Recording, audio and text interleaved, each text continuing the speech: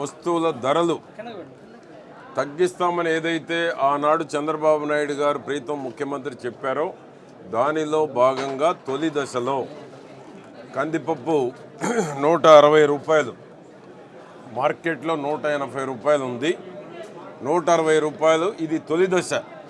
దశల వారీగా తగ్గించేటువంటి ప్రయత్నం చంద్రబాబు గారి కూటమి ప్రభుత్వం నిర్ణయం తీసుకుంది. ఎవరైతే దీనికి సంబంధించిన మిల్లర్స్ కావచ్చు, వ్యాపారులు కావచ్చు ఉన్నారో వారందరితో కూడా ధరలు నియంత్రించేటువంటి దానికి ఒక సమావేశాన్ని కూడా ఏర్పాటు చేయడం జరిగింది.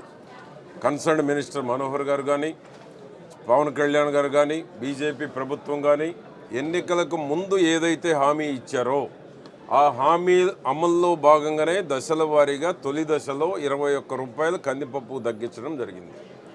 దానికి తోడు quality rice, Sona Masuri, steamed బియ్యం, బీపీటీ 55 రూపాయలు 85 పైసలు మార్కెట్లో ఉంటే దాన్ని 49 రూపాయలకి ఈరోజు పేదవారికి అందించడం జరుగుతూ ఉంది.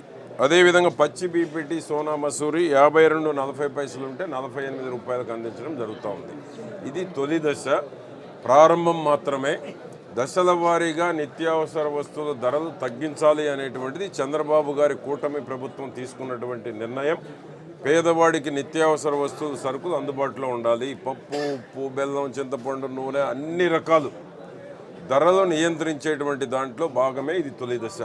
కాబట్టి దశల వారీగా నిత్యావసర వస్తువుల ధరలు పేదవారికి అందుబాటులో ఉండటం, 3 పూటల కడుపు నిండా పేదవాడికి అన్నం పెట్టేటువంటి నిర్ణయం ఇది.